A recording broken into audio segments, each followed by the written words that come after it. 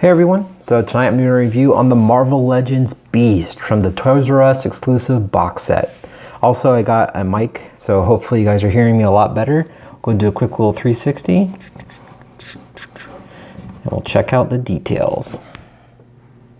Alright, so looking at the details, I think it's actually a really cool looking figure. I really like the, this classic X-Men suit, but I think the head sculpt on Beast looks really good. I like how you can see the sculpted lines of the mask. The paint job came out pretty good. Actually, it's very clean.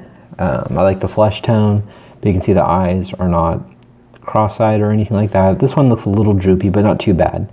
I like the seaming line of the mask. I think that looks really cool, and you can see the little ears puffing out here, but he's just got a good little smirk on his face. But overall, I like the dark, blue paint they have. And just kind of go quick overly around the circle here. Around the back, and then going down his neck, it just continues that blue paint. You can kind of see some of the yellow showing through, and then goes into the yellow onto his chest. It does have some darker yellow down the middle, not a whole lot of shading detail.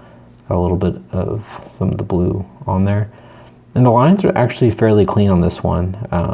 Again, you can see some of the yellow paint on the inside there, but overall the line work coming down the sides here aren't bleeding over or anything like that.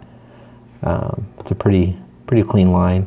You do get some of the yellow paint, as you've probably seen with other figures in this box set, showing through, or the yellow plastic showing through the creases here, since they didn't just get enough paint on there. I think there's some on that side too. You can kind of, but not, it's not too bad. At least it's on the side, not up on the front. You can see it over on the back. It's clean lines. This is using the Hyperion body mold. Again, you can see the cape holes in the back. But just going to the front, continues that darker yellow in the middle.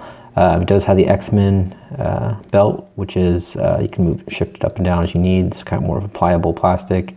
It just has a black X and a little bit of a gold paint on the inside of the circle. Coming down his arms, just continues with that blue plastic. And then on his forearm, you can see some of the sculpted hair, which I think turned out really nice. You can definitely feel it when you rub your fingers over it. And it's kind of a little darker brown to give it that, hairy look.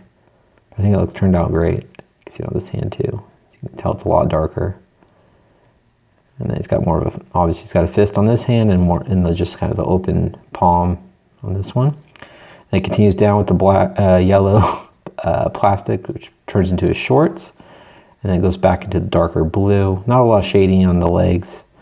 Same thing with the shin. It's just kind of that lighter flesh tone plastic. And then on the feet here, they went back to the darker, you can see the hair on the top of his foot, and it continues on to huge feet for Beast. I do wish maybe this could have been a little darker just to kind of blend it in better. There you go. Good amount of detail on the feet. I think that those turned out great. You can see the bottom and on the back also. It's just kind of same thing. So they're not crazy amounts of detail, but they're still really cool, nice little classic, X-Men suits. Anyway, going over the articulation, he looks, that's the other thing, these heads do pop off, and you can see some of the nicks from just moving them around. Fairly easy, but his head looks up. Man, stay on. There we go, about that much. If you slide it back any further, it pops off.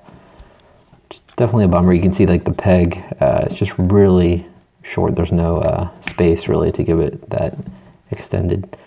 But it looks down. Oh man, mine's just really coming off a lot. It looks down about that much. It looks left and right. Can't really rock it side to side. It's got ball joints in the shoulders. They move out about that much. Move forward and back. He's got an upper bicep swivel, double jointed elbows, which is nice. And that's it for articulation. I do wish, there was articulation in the forearm along with the wrist to be able to swivel the wrist and have a hinge. I think that would have been great. Just shows how far Hasbro has come, even though these aren't that old. They've really improved. He's got a nice ab crunch, crunches forward, and crunches back, but then the sculpt stops, so it gets kind of smooth. Which is kind of, I guess that makes sense, because you wouldn't have like more abs up here. He's got a waist swivel, kicks forward about that much, and spreads pretty good, actually. He's got an upper thigh swivel, there, double jointed knees. Has boot rotation. Ankles move down very far. They move up very far. He does have the nice ankle rockers and pegals at the bottom of his feet. All right, I'll show you guys how tall Beast is. All right, guys, so Beast stands right at just a little under 7 inches. And I'll go ahead and show you guys him next to the Toy Biz Beast, which I think works great. I love this Toy Biz Beast. This thing is just awesome. But you can see they kind of are the same height, so you can definitely see the transformation. It's definitely worth that. Looks really cool. So I think that turned out great. But there you go, guys. That's my review on the Toys R Us exclusive box set Beast. Please hit the like button. Definitely leave a comment if you have any questions or just want to chit chat. Otherwise, yeah, subscribe if you haven't, and I'll talk to you guys later. All right, have a great night.